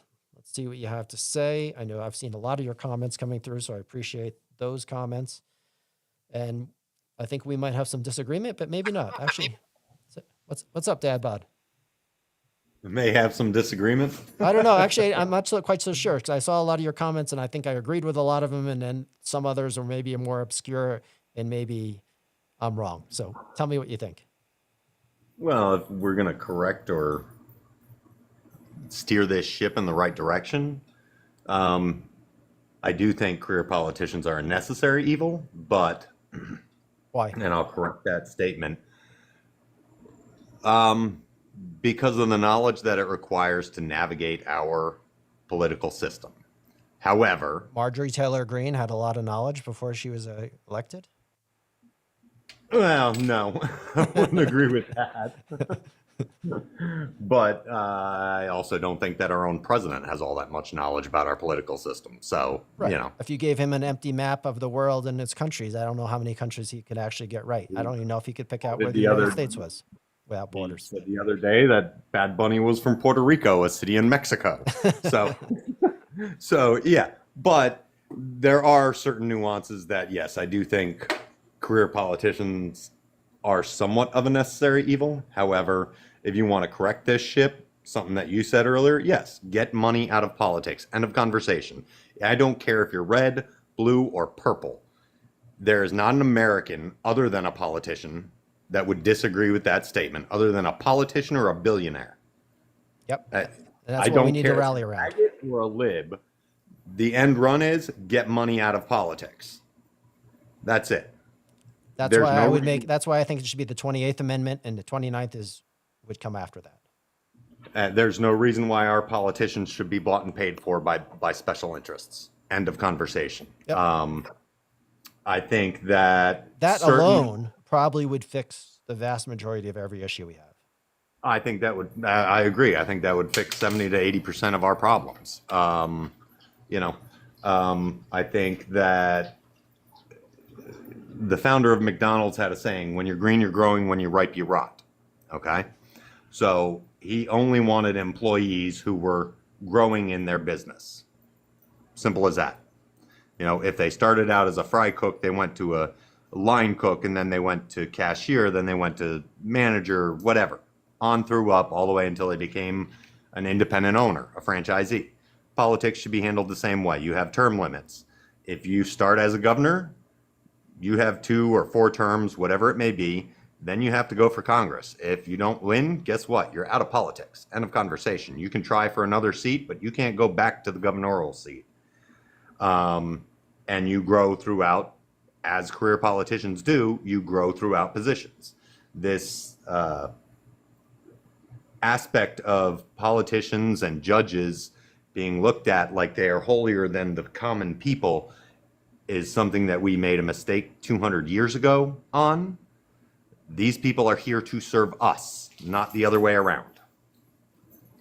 And they get very well reimbursed for doing so. Yep. Fair? Yep. So they get very healthy pay packages, which should expire the day they leave office, and as well as their medical insurance and everything else. I'm sorry, Senate, Congress, President, I don't care what position you hold, you shouldn't be collecting a paycheck for the rest of your life because you were a politician. Yeah, I think there's a lot of ways to skin that cat when it comes to term limits and career politicians and limiting it. There's probably a lot of different ways you can do that. I do believe that politicians need to get paid, right? If you're going to leave your private life for 8 years, you should absolutely get paid, but you should not continue to get health insurance unless the rest of the country gets health insurance, right? Right. And, Absolutely. you know, And a lot of people on TikTok bring up you should get paid the mean income of your constituents. I don't think that can really be pushed that far. I Yeah. mean, they hold a lot more responsibility than a fry cook, but I would say if you have the moral integrity, even though you may not be have experience in politics, if you have character and moral integrity, and you're willing to learn quickly, and you have some understanding, you should be able to pass an immigration test just like an immigrant would, and various other factors of American history to become a politician. There just needs to be some sort of guidelines, and then as long as you have character and moral integrity, you should get paid pretty well for leaving your private life and having the responsibility to go into politics. It's something that should be taken really seriously. And I don't think an enormous amount of experience matters that much as long as you have qualified, decent people. well, like I said, when we're talking about congressmen and senators, I disagree with that statement only because, frankly, Why I is don't Trump think president coming from real estate? Like, come on, right? Really? I mean, there's no reason why Trump is president other than he's a hell of a grifter. right. I'm sorry, in my opinion, that is it.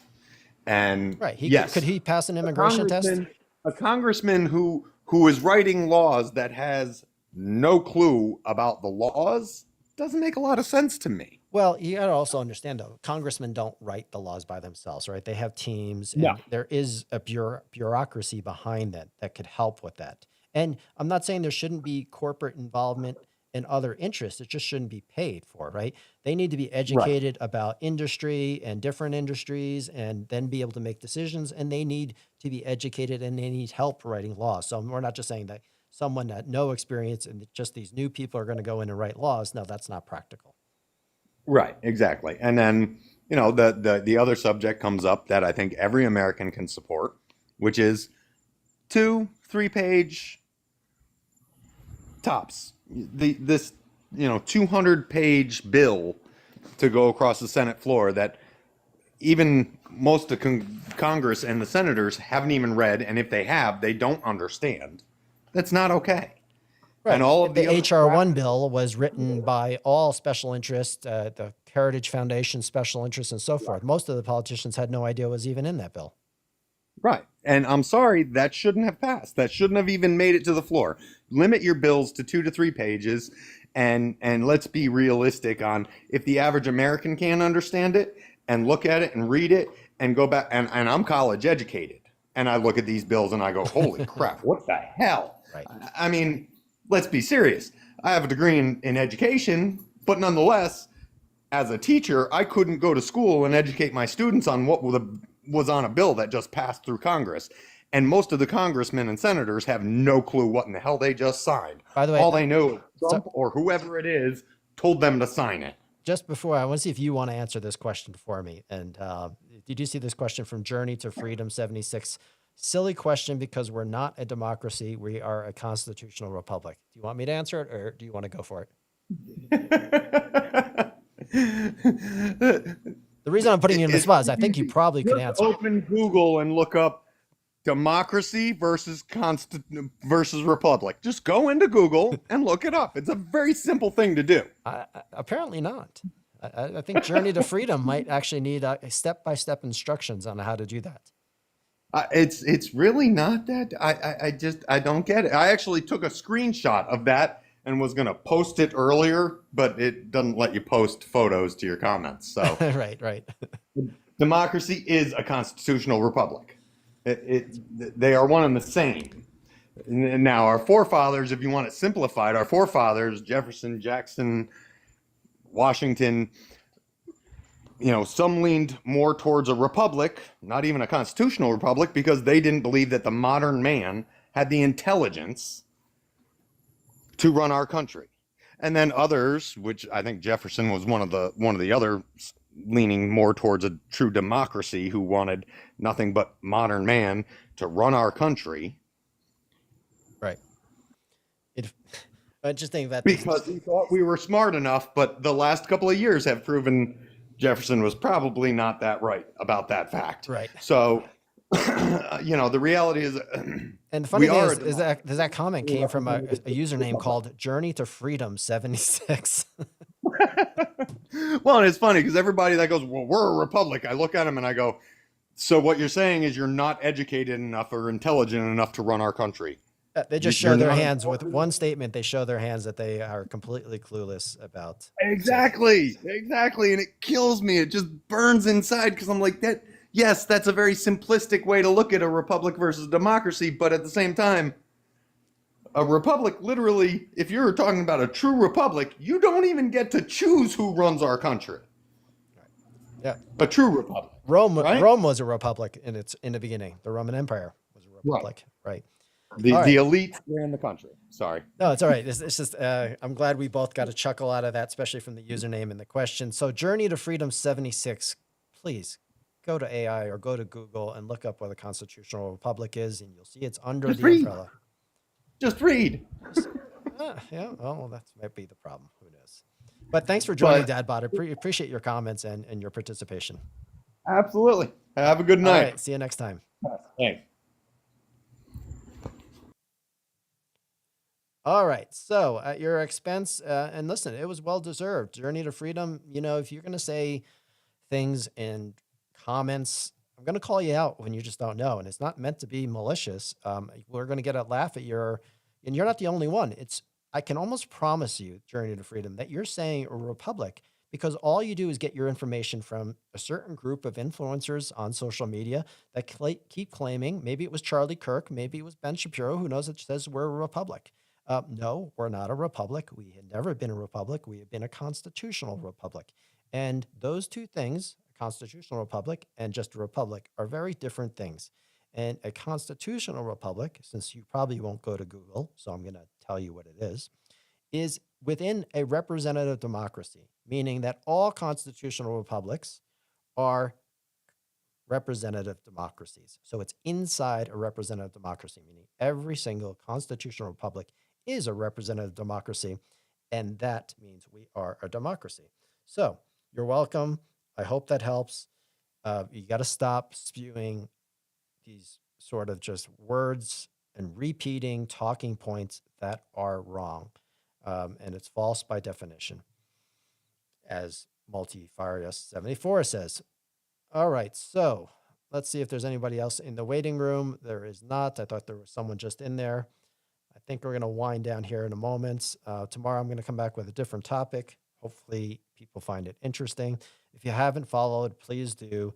If you don't know who I am an advocate for civics, and I'm an advocate for us stop fighting red versus blue, left versus right, all this nonsense that is meant to divide us when the real problem is the corruption at the top, infecting our politics and our political system.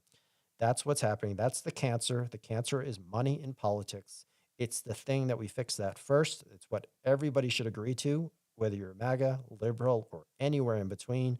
You have to understand that if we ever want to bring our country back to a place where we could be so much better than what we are today, we should be. We've improved on ourselves for 220, 230 years. Up until the last 20 or 30 years, we've lost a sense of who we are and what it means to have American values and to be an American and to promote those American values around the world and to promote self-rule and democracy and freedom and liberty. That's the entire foundation of what this country was built on, fighting for freedom and liberty. And we do that around the world by promoting that around the world. If we stop doing that, the world will end up collapsing on itself and going back to an authoritarian style ruled world versus the exception, which has been the last 80 years of this incredible experiment, which has been American democracy, which has allowed democracy to flourish all around the world and has been incredibly helpful or effective or beneficial, that's the word, beneficial to all Americans, even with all the issues that we have in our country. If enough people come together, and I always put the numbers 50 to 70 million people come together, we could change everything. It's very binary. If you get enough people together, you can change everything. If you don't, you'll fail. It's really just that simple. I'm going to take one more guest. We're going to be Gringo Bajingo. I'm going to give that a shot. Top 5 viewer, Gringo Bajingo. Yo, How's it what's going, going on? man? Good. How about yourself? Good. So what are your thoughts? This is very frank, and I was listening to you a little bit earlier and a little bit now, and I think you are very delusional about the reality of politics in general. Okay. How so? What generation are you? And are you an American? Yes, I'm American. I'm in the middle of Gen Z and millennial. Okay. In that line. Okay. So tell me, as a in between Gen Z and millennial, how I'm delusional.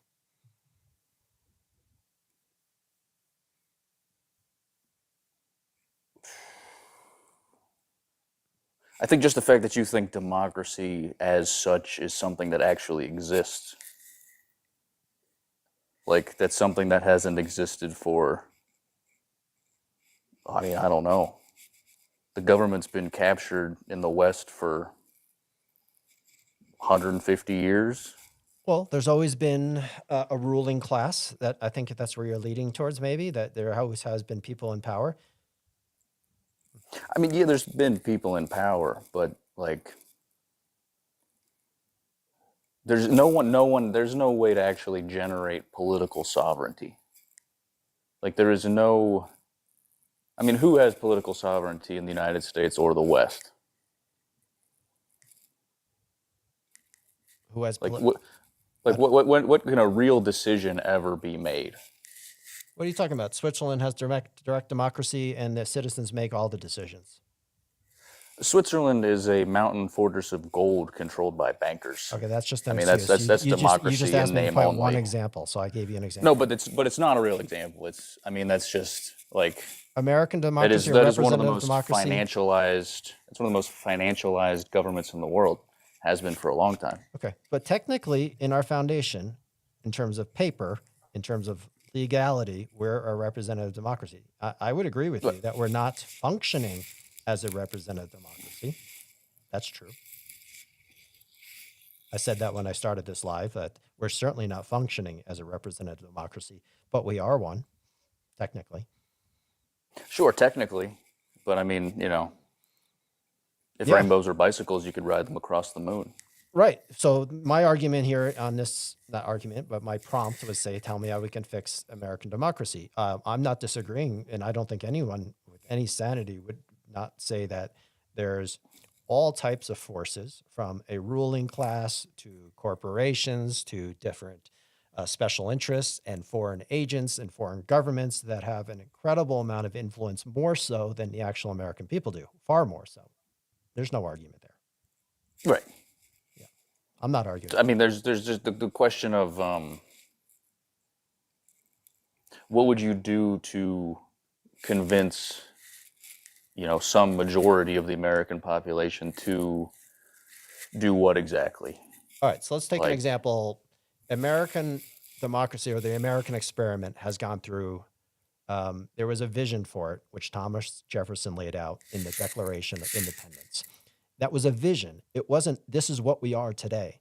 That vision was all men are created equal and many other aspects. Just one example, right? And that vision wasn't, hey, I'm a slave owner and I'm the one saying this. So that was a vision. It wasn't practicality, but they laid out a roadmap of what we should be looking towards.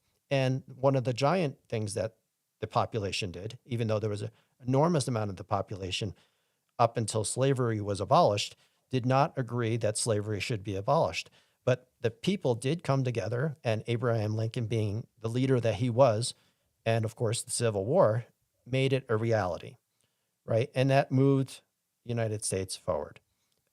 There was the civil rights movement. There's been, every generation has had to fight for freedom and liberty and move the needle more towards a free and fair democracy for the people, by the people. It never has been. It's never fulfilled that promise of representation for the people, by the people. But for up, and you could argue up through the 70s, it kept moving more and more so in that direction, never fulfilling it, but it moved that direction. And that our votes matter more now. Well, you used to have throughout the 1800s and early 1900s, there were a lot more representation for the people, by the people. You had independents, you had different parties, you had the Whig Party, you had many different parties prior to sort of the consolidation of the Republican and Democratic Party. There used to be a lot more representation as a representative democracy goes in the past than there is today. Yeah, but I don't know. More parties doesn't mean more gooder. It doesn't. Better people means more gooder. But more parties does equal more choice, which oftentimes equals, in your words, more gooder. I don't know, man. I mean, we have infinite choice now We in do? the social landscape, and it's not looking so hot. No, it's not. I agree. Right, but we're being psychic. I apologize if I'm kind of going all over the place. As far as polemics are concerned, I haven't gotten this into specific chunks yet, but our minds are being attacked by like infinite social conditioning, a la this app, Twitter, Yep. Whatever, right? Like Yes, sir. the entire every little category of people was able to be pushed into some closet where they believe that they're right, talking to robots and other crazy people, right? I mean, that we can all see that that's happening. Yeah. Everybody's being manipulated and exploited at all times. And in today's information age, at a level so far beyond what it was in the 90s or early 2000s. Right. So I mean, as far as the media landscape is concerned, a movement that would be able to convince all those people just isn't really something that's particularly possible. No, that's not true. That's Oh, categorically that's 100% true. That's No, absolutely that's categorically undeniable. I mean, any attempt to garner a platform or a plank stage that big like that would be all they have to do is You probably weren't here shoot earlier. Charlie Kirk again. 1992. Well, Ross, okay, yeah, Ross Perot's a billionaire who's able to get sweetheart deals with media, do press releases. I mean, sure, that happened, but I wouldn't use one example like that of a billionaire from 30 years ago in a completely. We're not I saying mean, it's that's likely. that's post Gulf War high. You know, you get into the .com boom of the mid 90s, like. So I understand why you're pessimistic on it. I understand it fully. I have kids your age, probably you're right around your age. I get it. The landscape of the world is very pessimistic, and No, the world isn't pessimistic. Half of the world is very optimistic. The Eastern Sphere, China, Indonesia, parts of Africa, Russia, is very optimistic. Russia is optimistic. They have a developmentalist governance. No, they have authoritarian governments. Who cares? What do you mean? Who cares? People care. Freedom cares. See, but this is this notion of like vacuous freedom for what point? You're. No, I mean, I look, think you're showing some naiveness there. I like. Oh, I don't know about that. I like liberty. I understand I don't think that you do. that I don't think you freedom really and understand. liberty is important. I don't think you understand what happened in World War II and the world order that's happened since then. I don't think you understand what the world was like prior to that. The world order that was generated by the United States that has killed many millions of people in the 20th century. That world order. The world order that the United States and its allies has created, that has created the most wealth and least amount of poverty that the world has ever seen, even with all its warts and all of its all of the wrongings it's done. No. No, The Western Alliance has purposefully attempted to immiserate much of the world for the entire 20th century. And that's just fact. no. Right? Why is aid to Africa not in machine and technical apparatus, and it's in just food and shoes? That is a purposeful dumbing down of any potential in those areas, right? Why do we invade Grenada or Nicaragua? For cocaine? Just to uphold the American empire? No, and I'm not going to sit here and defend whether it was America getting involved in the banana wars and the CIA. But that was on purpose. Of course it was on purpose. Absolutely it was on purpose. I'm not I'm not defending the United that. States. No, but the United States, the West wears this cloak. And rightfully so, even with all of its failures and not following through its own values, comparatively to every other form of government, Russia, China, and their human rights abuses are far exceeding generally what America's has been.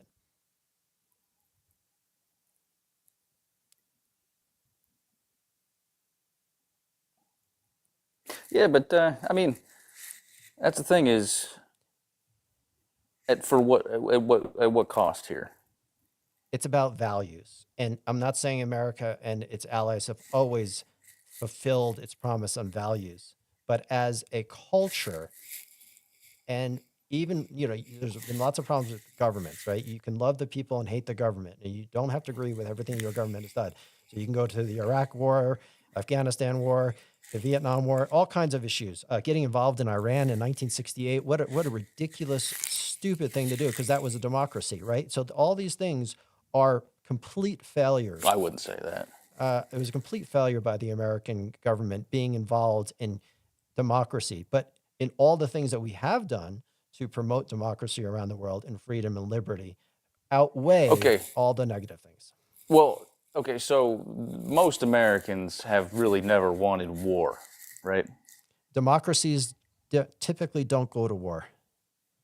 Right. See, this is the thing, man, where you have this like you were like cooked up in like a liberal civics teacher factory. Yeah. Like I'm not trying to be rude. I mean, this is the internet. I can just No, I've never say been. that, I've but it's never like- been an educator. No, I'm a normal citizen that just advocates for civics. So most people have to be forced into accepting the prospect of war, right? Most people don't want war generally. I mean, throughout history. No, democracies, societies, when societies have votes, they typically want peace, not war, correct? Individuals, authoritarians, seek war and seek power. Okay, and who are the authoritarians that get into office somehow and then manipulate Western democracies to go into war? Like the democracy part is just window dressing. This is a very complicated system of marketing and social control that has become I think so you've been a little totalized. deluded. I understand the problems, but you have to compare it to what else? And the Constitution and American democracy is at scale been the greatest form of government for its society and its people than any other government ever in history. Okay, again, I mean, cool. You're the one that has the headline, how do we make it better? Right? Yeah. So it's like, it wasn't as good as it could be, but everything that it did was acceptable because it's still under the gloss of being, quote, democratic. I didn't say acceptable. It's reality, though. It's See, but happened. right, but why did that happen? What do you want? What do you want that's better? What do you think's better? What would you replace it with? Do you continue to evolve it and try and make it better, or do you just get eradicate and go to what? One party state. One party state. What does that mean? That means that all political parties except for the ruling party are banned. Oh, so fascism. There you go. No, Thank you. Thank you for sharing communism. yourself. Oh, No, you're going the other communism. way. Oh, you're going the other way. Okay. Thank you. So you could go the other way, absolutely, as well. Okay. So the practical outcome of both fascism and communism is even more discrimination and human rights abuses than anything else. Where, right? Like, this is another thing where What do you mean? Where this is every communist the- country and that's existed in the past versus and fascism. All right. Well, Yeah. I appreciate that you mentioned that. You're And- not going to have enough time to go into that. No, we don't have enough time. Absolutely. So you are Godspeed. anti-democracy. You are anti-constitution. I'm not anti-democracy. I'm Then not you're- anti-constitution. Then you're promoting communism. Where? Right, but I would like to post it that you don't know exactly what communism means, and that you have gained your knowledge of communism I from stood in front of the cultural Iron. osmosis. I've stood in front of the Iron Curtain in 1980. I have The Berlin Wall? The East German wall. I have family members that lived in communism that I've spoken to. So I do have context. Yeah, they were probably kulaks. All right. Well, thanks for joining. I appreciate everyone that, at least I always say that people tell you who they are. All you have to do is watch and listen. And that's not to demonize you. That's actually just a good thing. People tell you who they are. That's good. You are someone who is promoting a very more liberalistic view of the world and communism. You have that right. I think if you look at it more in history, you'll find out that is incredibly more flawed than anything else you're comparing. But thanks for joining. I hope to see you here again. Oh, All right. Second person in the past week that's been a promoter or an advocate or communism. That's interesting. You don't hear about communism too much these days. I understand actually some theory why communism seems appealing to people. If you go back to the Seinfeld episode, I think that's actually quite funny if you're familiar with Seinfeld. I'll appreciate that. If you go back to the Seinfeld episode, that's where, he talked about communism and Kramer. I think that was quite a funny episode. But nonetheless, I appreciate when people have their views and they make them clear. That way we all know who we're talking to and what they're promoting. So Dagalar, you're up next. Going to have you join. By the way, as Dagalar is joining, please remember to like and follow and any badges. I'm going to bring up another topic tomorrow. Now that I'm in my new studio here, I'll have a place for all winter long and to do more videos and to do more lives. Looks like I lost Dagalar, so he's not going to join if there's anyone else that wants to join. So I don't know if anyone has any thoughts on what topic I should talk about next tomorrow. I don't like always talking about the same exact topic, but I am always promoting 50 to 70 million people need to come together to eliminate corruption in the political system. I don't care where you stand on the political spectrum.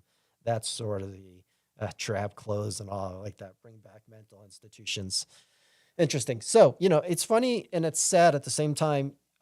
People are well-meaning. I guess they're in the information age. We get all a little bit maybe easily exploited in our views. And I am no American apologist. American and democracy has done a lot of things that is not what most of society would want them to do. We've done a lot of bad things like Iran and so forth.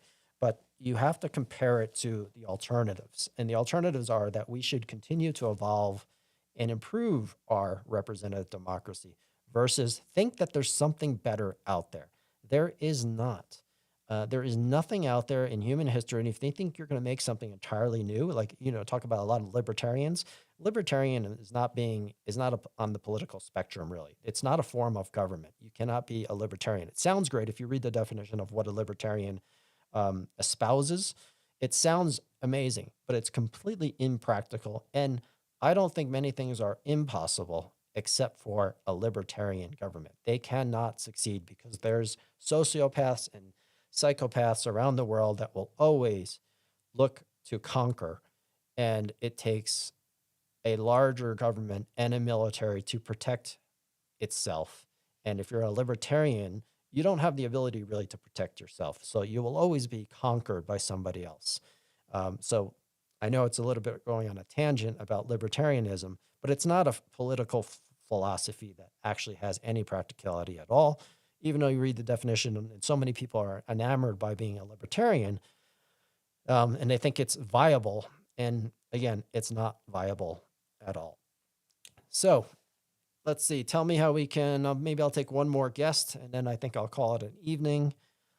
Again, now that I'm in my new garage studio, I have planned on doing many more lives, and I hope to get many more followers and do what I can. I hope there's 100, 1,000 or more influencers that are not on the blue or the red spectrum, that are more practical. They're in the middle, and they're advocating for eliminating corruption from politics, because that has to come first. That's the only way I think that we can ever evolve or come back to American values or evolve our democracy in a way that's like ever since the end of the 90s and the early 2000s, and to move our republic forward, our constitutional republic.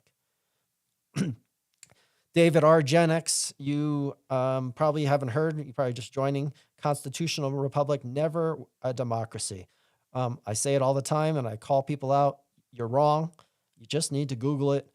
All constitutional republics are representative democracies. It's a simple definition. If you're espousing a constitutional republic, you are an advocate for democracy.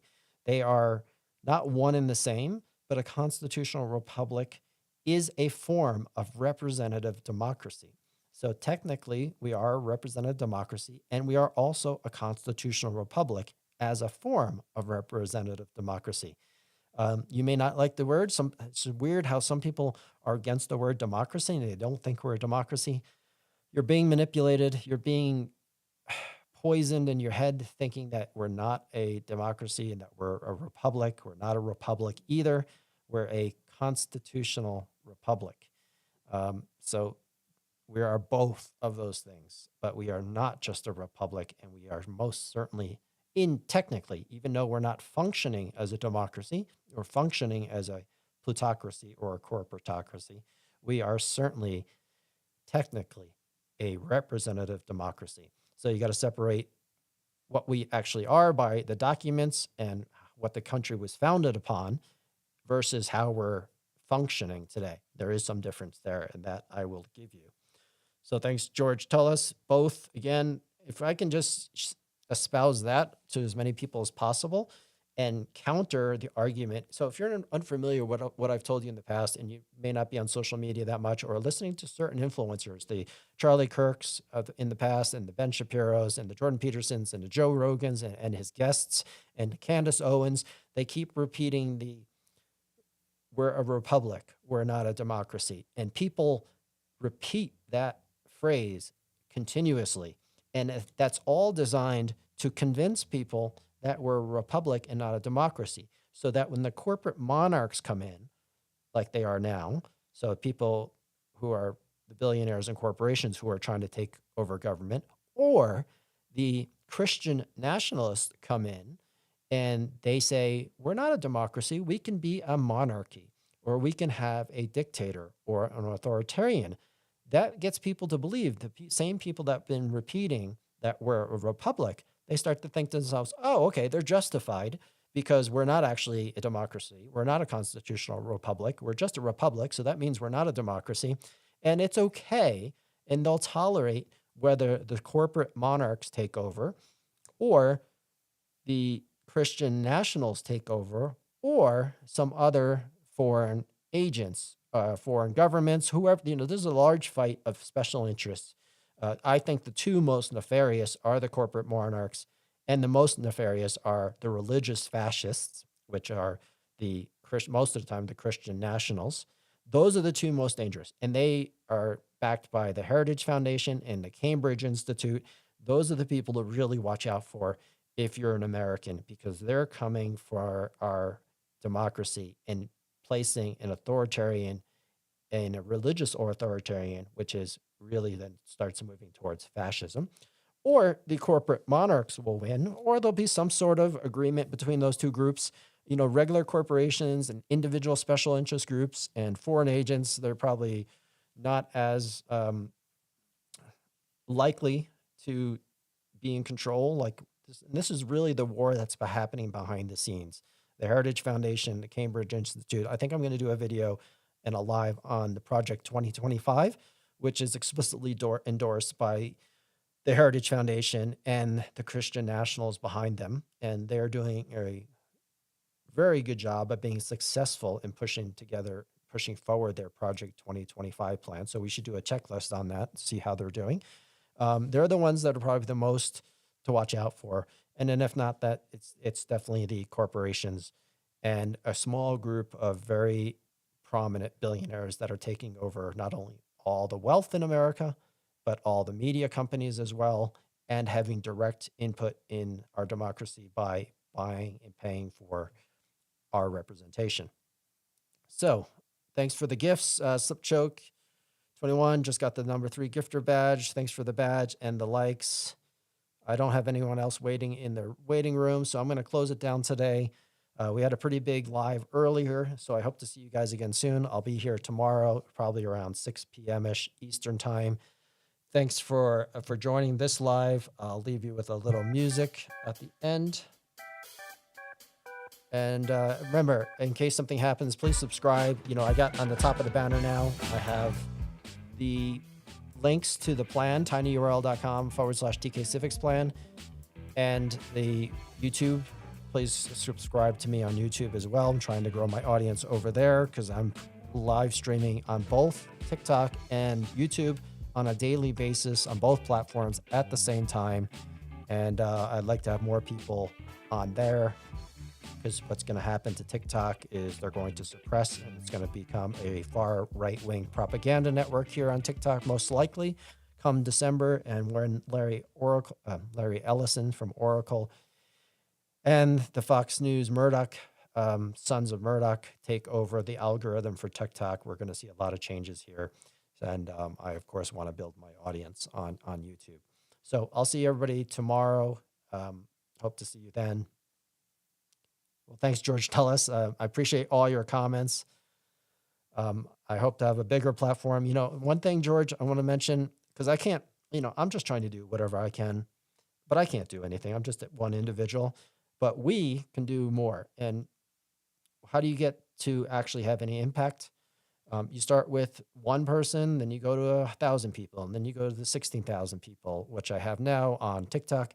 And then you get to 100,000. And you know what? Then maybe you start making a little ripple. And then maybe you get to 1 million followers. And you start convincing people of what's actually really possible. But I can't do it alone. So that's why I need these videos and my other videos that I do to be reposted, in the hope that whether it's me or someone else, it really doesn't matter. I'm not trying to be a content creator. I'm not trying to be an influencer, but I know how to build really big communities, and I have technical background in order to build applications where we can communicate with people directly in case these platforms get suppressed.